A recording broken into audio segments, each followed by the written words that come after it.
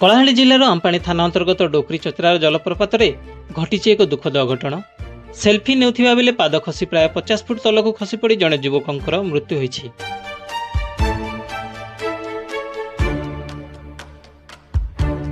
मृत युवक हेले छत्तीसगढ़ देवोग अंचल करलागुड़ा ग्रामर लोकेश दूरिया। सूचना अनुसार से सांगमानक सह डोकरी चतरार जलप्रपात बुलिबाको आसिथिले। सेल्फी नेबा बेले हठात पाद खसी जिबारु से प्राय 50 फुट तलक खसी पड़िथिले। घटनास्थल ही तांकर मृत्यु घटिथिबा सूचना मिलिछि।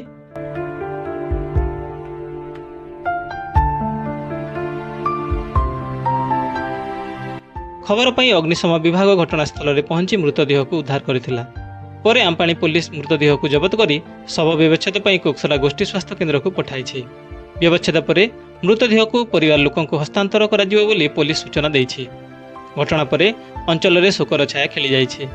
Kalahandi Ampani Rohit Kumar Nyalang report TWMI news.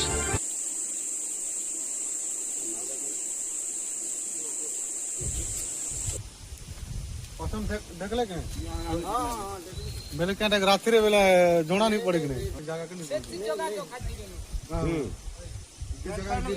नहीं